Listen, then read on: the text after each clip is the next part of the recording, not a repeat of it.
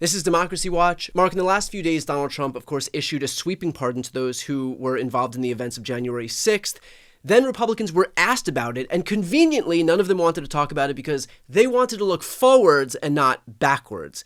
Well, now we're looking backwards again because the House just announced a committee to reinvestigate January 6th. Obviously, the point of this is to try and rewrite history away from what the January 6th committee actually found. So, first of all, do you think that by trying to relitigate this issue that is objectively bad for Republicans is going to backfire on the GOP by, again, training everybody's attention on something that is so unpopular in politics? Yeah, look, this is going to be bad politics for House and Senate Republicans. But Donald Trump doesn't care about them. Donald Trump only cares about himself. It has always been bad politics for Republicans to focus on election denialism. It has always been bad politics for them to try to defend January 6th. The only reason why the Republican Party is obsessed with relitigating the 2020 election and now relitigating the violent insurrection on January 6th is because Donald Trump's fragile little ego can't handle the reality that he lost in 2020 and then the consequences that flowed from it. So yeah, it's bad politics for them, but they are supplicants. They have surrendered their dignity to this guy.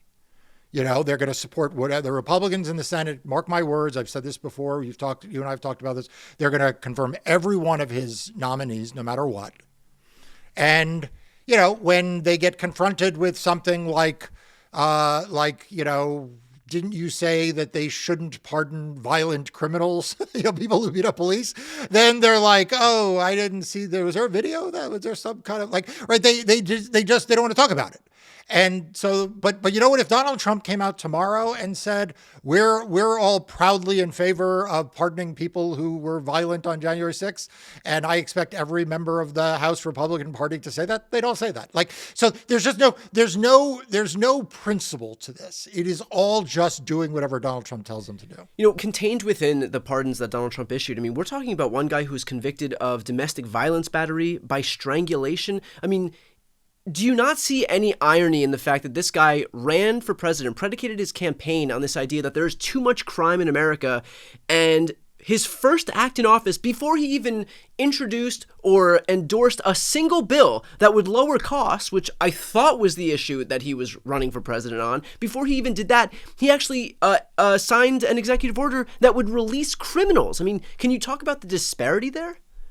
Yeah, I mean, it's just sheer hypocrisy, but it's also sheer hypocrisy on the part of the way the media has covered it, the way the business community has reacted. I mean, what happened to all their concern about inflation? All of a sudden now I'm seeing, they're like, well, yeah, maybe tariffs will cause a little inflation, get over it, maybe, we were, after January 6th, we were all outraged, but, and I don't want to single out any one particular prominent news anchor on any one particular cable station, but that outrage is now passed. And so we are seeing this not just within the Republican Party. We are seeing this among the legacy media. We are seeing it among the business world. They're all just afraid of Donald Trump, and they're all just bowing down to him, which is the reason why, the work you do is so important, because, you and I can talk about it and we're not afraid of Donald Trump. Well, to that point, I think this is the perfect opportunity then to underscore the importance of the outlet that you founded. That's Democracy Docket, which focuses on everything voting in elections. It has become one of the most important sources of fearless journalism, and that stands in stark contrast to what we've seen from the rest of legacy media, which of course is bending over backwards to imbue more goodwill onto Trump in hopes that it'll be reciprocated for their billionaire owners. So I'll put the link to Democracy Docket right here on the screen and also in the post description of this video.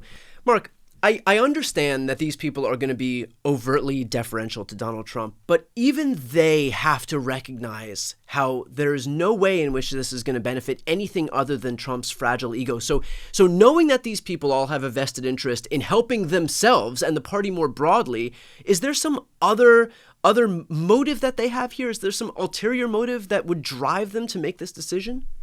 Yeah, I do think there is. If you look at one of the executive orders that Donald Trump issued was, in the Orwellian way that they name things, it was the one to prevent weaponization of government. What he requires in that executive order is every branch and department of the federal government to look at the actions of the federal government, their agency over the last 4 years, and write a report to the White House about how the Biden administration weaponized government against Donald Trump. Okay, so like literally the executive order begins with the premise that there has been weaponization by the Biden administration and asks them to write a report to justify it.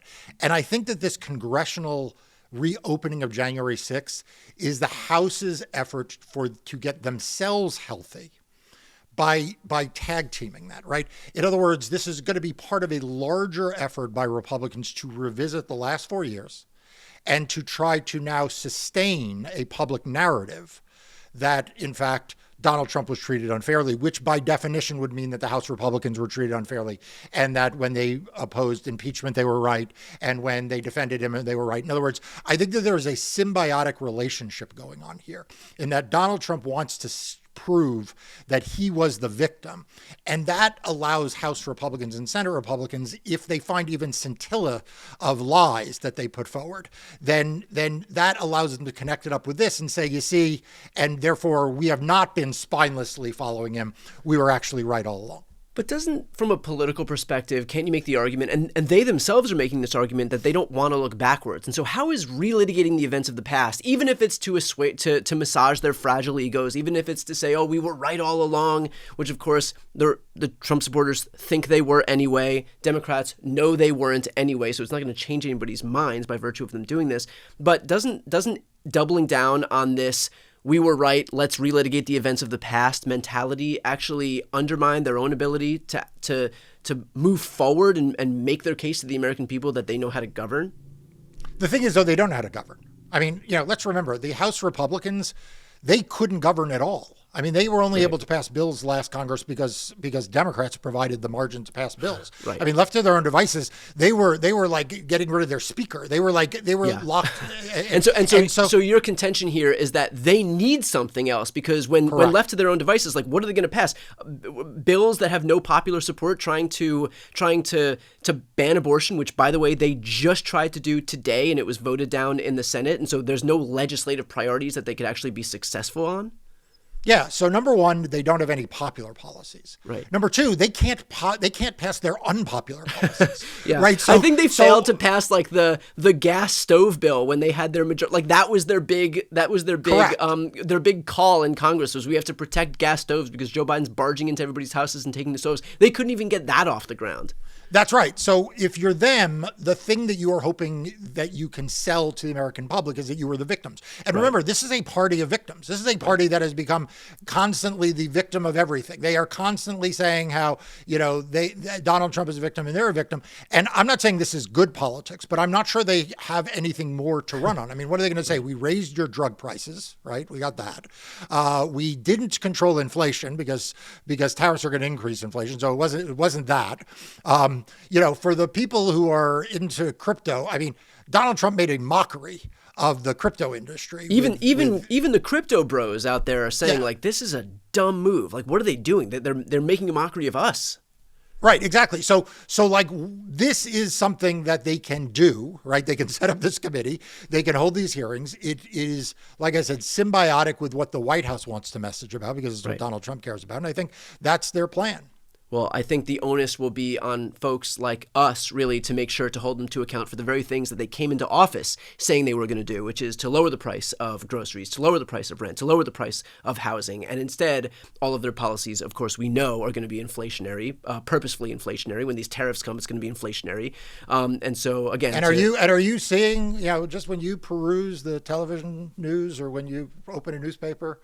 Are you seeing the legacy media hold them accountable for that? Are you seeing a lot on eggs? Eggs. We had a lot of eggs stories before the election.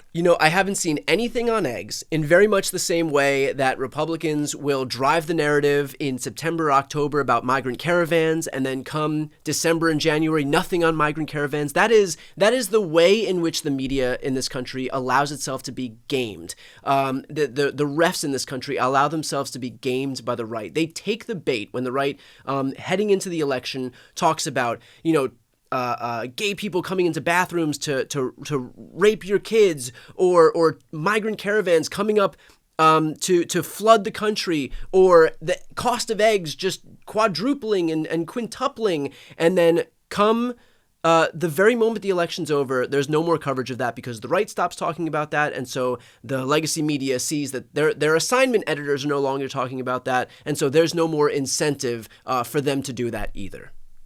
Yeah, and that's the reality, and it's why we need a new media ecosystem. I mean, first of all, the one that exists is, not trusted. It's been discredited in many respects. Yeah. But also, like the right has an entire vast ecosystem that is supported that they use to get their messages out. And I'm thrilled that you and I are I'm not thrilled about a lot right now, but I'm thrilled that you and I are continuing to point these things out. Well, I'll use that opportunity again for anybody watching right now to support the fearless journalism that Marc and his team do with Democracy Docket. I'll put the link right here on the screen and also in the post description of this video. I'm Brian Tyler Cohen.